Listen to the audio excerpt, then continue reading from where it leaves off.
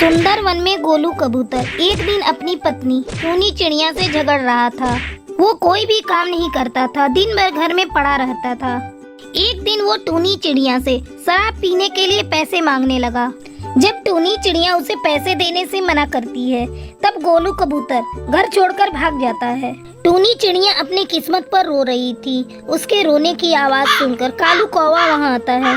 वो टूनी चिड़िया से कहता है, टूनी बहन, एक शराबी के साथ रहने से अच्छा है कि वो इस घर में ना रहे। तुम उसके लिए क्यों रो रही हो? क्या बताऊं कालू भैया, घर में अनाज का एक भी दाना नहीं है। अब समझ में नहीं आ रहा है मैं क्या करूं। कहीं कोई काम मिल जाता तो मैं कर लेती। ठीक है टूनी बहन, मैं तुम्हारे लायक कोई काम देखता हूँ और आकर तुम्हें बताता हूँ। इतना कहकर कालू कौवा वहाँ से चला जाता है। 2 दिन बाद कालू कौवा फिर से टूनी चिड़िया के घर आता है और टूनी चिड़िया को बताता है, टूनी बहन, मैंने आपके लिए काम खोज लिया है। आपको कूली का काम करना होगा। ठीक है कालू भैया, मैं कल से ही काम पर चली जाऊंगी। अगले दिन टूनी चिड़िया काम पर जाती है। वो एक पक्षी के पास जाकर कहती है, साहब लाइए मैं आपका सामान उठा लेती हूँ। तब वो पक्षी कहता है, जरा अच्छे से उठाना, इसमें बहुत कीमती सामान है, इसे गिराकर कहीं तोड़ मत देना। आप चिंता मत कीजिए साहब, मैं आपको शिकायत का कोई मौका नहीं दूंगी। टूनी चिड़िया उस पक्षी का सामान सुरक्षित पहुंचा देती है। साहब मुझे जल्दी से पैसे दे दीजिए, धंधे का टाइम है। इस तरह टूनी चिड़िया सुबह से शाम तक पक्षियों का सामान एक जगह से दूसरे जगह पहुंचाती है। कई दिन गुजर जाते हैं। एक दिन टूनी चिड़िया एक अंडा देती है। अंडे को देखकर टूनी चिड़िया बहुत खुश हो रही थी। मैं अपने बच्चे को अच्छे संस्कार दूंगी। उसे इस बात की चिंता खाए जा रही थी कि जब वो काम पर चली जाएगी तो उसके अंडे की देखभाल कौन करेगा। तभी उसे उसकी पड़ोसन सुंदरी कबूतरी की याद आती है। वो जल्दी जल्दी सुंदरी के पास जाती है। क्या बात है टूनी चिड़िया, तू आज बहुत उदास दिखाई दे रही है। घर में सब ठीक ठाक है ना? जरा अपने ऊपर भी ध्यान दे। देख तो सूख कर कांटा हो गई है। चल अब बता किस काम से आई है? सुंदरी बहन, मैंने एक अंडा दिया है। अब समझ में नहीं आ रहा है कि मैं अंडे की देखभाल कैसे करूं और काम पर भी कैसे जाऊं। इसीलिए मैं तुम्हारे पास मदद मांगने आई हूं।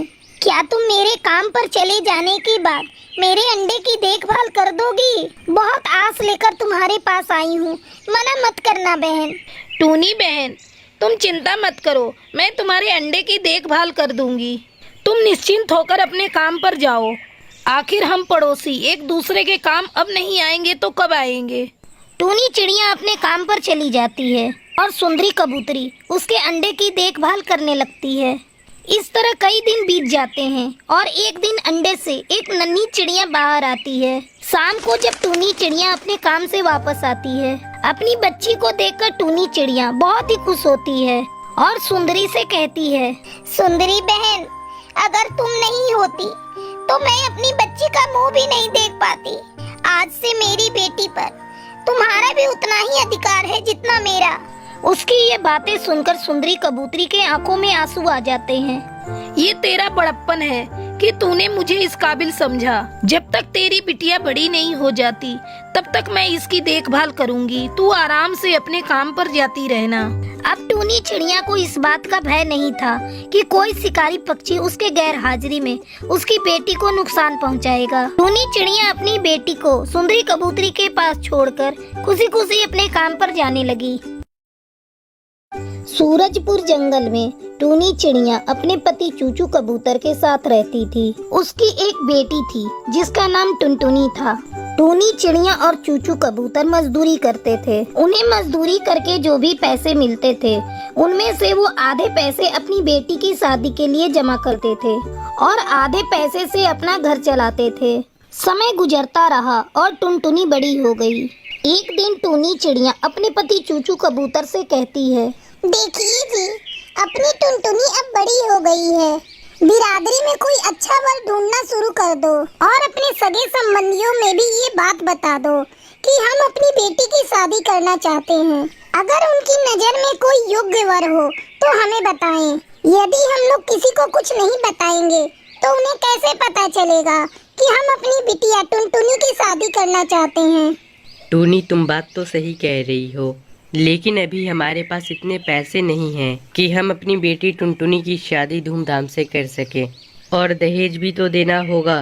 इतना सब कुछ कहाँ से होगा? टुनटुनी के पापा, इस तरह हम लोग अपनी बेटी को कब तक घर बिठा कर रखेंगे? कुछ तो करना ही होगा। तुम ऐसा करो, साहूकार गोगो से जाकर कुछ पैसे उधार लाओ। धीरे धीरे हम लोग उसका उधार चुका देंगे। ठीक है टुनटुनी की माँ, मैं कल ही जाकर गोगो चील से बात करता हूँ। चूचू कबूतर टूनी चिड़िया की बातों में अपनी सहमति जताता है और अगले दिन साहूकार गोगो चील के पास जाता है। साहूकार जी, मेरी बेटी टुनटुनी अब विवाह योग्य हो गई है। मैं अपनी बेटी की शादी करना चाहता हूँ, पर पैसे थोड़े कम पड़ रहे हैं। अगर आप उधार दे देते तो मैं अपनी बेटी की शादी धूमधाम से कर पाता। ठीक है चूचू कबूतर, पैसे तो मैं तुम्हें दे दूंगा, पर तुम गिरवी रखने के लिए क्या लाए हो? मैं बिना गारंटी किसी को पैसे नहीं देता। अगर कहीं तुम मेरे पैसे लेकर मुकर गए तो मैं कहाँ जाऊंगा मांगने? तुम्हारे पास यदि कुछ है तो गिरवी रखकर पैसे ले जाओ। चूचू कबूतर निराश मन से अपने घर वापस लौट आता है और सारी बातें टूनी को बताता है। अब क्या होगा जी? हम लोगों के पास तो गिरवी रखने के लिए कोई सामान भी नहीं है। क्यों ना हम लोग ऐसा करें कि अपना घर साहूकार के पास गिरवी रख दें। कम से कम अपनी बेटी का घर तो बस जाएगा। हम लोग और ज्यादा मेहनत करेंगे, फिर साहूकार का उधार चुका देंगे। अगले दिन चूचू कबूतर अपना घर साहूकार के पास गिरवी रखकर पैसे ले आता है। फिर टुनटुनी के लिए अच्छा रिश्ता ढूंढने लगता है। जल्दी ही टुनटुनी की शादी बंटी कौवे से तय हो जाती है। चूचू कबूतर और टूनी चिड़िया टुनटुनी की शादी में बहुत अच्छा इंतजाम करते हैं और टुनटुनी के दहेज में बहुत सारा सामान देते हैं। धूमधाम से टुनटुनी चिड़िया की शादी बंटी कौवे से हो जाती है और खुशी खुशी टुनटुनी चिड़िया अपने ससुराल चली जाती है। टुनटुनी चिड़िया के ससुराल चले जाने के बाद टूनी चिड़िया और चूचू कबूतर बात कर रहे थे। देख रहे हो जी, टुनटुनी के चले जाने के बाद अपना घर कितना सूना लग रहा है। भगवान करे टुनटुनी अपने ससुराल में खुशी खुशी बस जाए। वैसे तो बंटी कौवे का स्वभाव बहुत ही अच्छा है। चलो सब कुछ अच्छे से निपट गया, अब चलकर आराम करते हैं, सुबह फिर काम पर भी जाना है। फिर टूनी चिड़िया और चूचू कबूतर सो जाते हैं। कुछ दिनों तक दोनों मिलकर कड़ी मेहनत करते हैं और साहूकार का उधार चुका देते हैं। आज हम लोगों के सर से साहूकार के कर्ज का बोझ उतर गया। फिर टूनी चिड़िया और चूचू कबूतर खुशी खुशी रहने लगते हैं। टूनी चिड़िया की शादी भोलू कबूतर से हुई थी। शादी के बाद टूनी चिड़िया अपने ससुराल आ गई। वो बहुत खुश थी, लेकिन उसकी खुशी ज्यादा देर तक टिकी नहीं। टूनी चिड़िया का पति रोज रात को घर देर से आता। एक दिन टूनी अपने पति का इंतजार करते करते सो गई।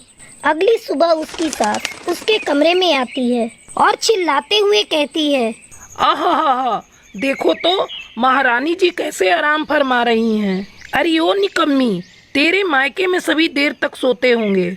मैं कब की जग चुकी हूँ और चाय का इंतजार कर रही हूँ, और तू है कि यहाँ घोड़े बेचकर सो रही है। माँ जी, मैं अभी चाय बनाकर ला रही हूँ। टूनी चिड़िया किचन में चाय बनाने चली जाती है। थोड़ी देर बाद वो चाय बनाकर अपनी सास को देती है। माँ जी, भोलू कबूतर कहीं दिखाई नहीं दे रहा है, मैंने उसके लिए भी चाय बनाई है। मेरा बेटा तो कब का दुकान चला गया, तुझे सोने से फुर्सत मिले तब ना। जा अब जाकर खाना पका। टूनी चिड़िया सिर झुकाकर खाना बनाने चली जाती है। शाम को भोलू कबूतर जब घर आता है तब टूनी उससे कहती है, आप मुझसे हर समय उखड़े उखड़े क्यों रहते हैं जी? जब से शादी हुई है आप मुझसे सीधे मुंह बात भी नहीं करते। मुझसे कोई गलती हो गई है क्या? तेरी माँ से मैंने दहेज में एक कार मांगा था, उसने वो भी मुझे नहीं दिया। ऐसा कर, तू कल ही अपने मायके चली जा और एक नई चमचमाती कार लेकर आ। आपको तो पता है जी, मेरे माँ बाप कितने गरीब हैं। इतनी महंगी कार वो आपको कहाँ से देंगे? तब टूनी की सास भी उसे खरी खोटी सुनाने लगती है। जब तेरे माँ बाप को दहेज देने की औकात नहीं थी तो बेटी पैदा क्यों की? मेरे बेटे ने अपना फैसला सुना दिया है, तू कल ही अपने मायके चली जा और कार लेकर वापस आना। अगले दिन टूनी चिड़िया रोते रोते अपने मायके पहुंचती है। तब टूनी की माँ टुनटुनी चिड़िया उसे देखकर कहती है, अरे टूनी बेटी, तू यहाँ क्या हुआ? तू अकेली ही आई है क्या? दामाद जी कहीं दिखाई नहीं दे रहे हैं। माँ छोड़ो ये सब बातें, मुझे जल्दी से एक कप चाय बनाकर पिला दो। अभी मुझे कुछ दिन मायके में रहना है, फिर ससुराल जाऊंगी। ठीक है बेटा, तू बैठ, मैं तुझे अभी चाय बनाकर पिलाती हूँ। इस तरह कुछ दिन गुजर जाते हैं। एक दिन टुनटुनी चिड़िया अपनी बेटी टूनी चिड़िया से पूछती है, बेटी क्या बात है? तुझे मेरी कसम, कोई बात है तो बता। दामाद जी से तेरा कोई झगड़ा हुआ है क्या? टूनी चिड़िया अपनी माँ को कुछ नहीं बताती, वो अंदर ही अंदर घुट रही थी। उसे पता था अगर वो अपनी माँ को सच्चाई बता देगी तो उसकी माँ जीते जी मर जाएगी। एक दिन टुनटुनी की पड़ोसन चमेली कौवी उसके घर आती है। वो टुनटुनी से कहती है, अरे टुनटुनी, देख रही हूँ बहुत दिनों से तेरी बेटी यहाँ पड़ी हुई है। इसका ससुराल जाने का कोई इरादा नहीं है क्या?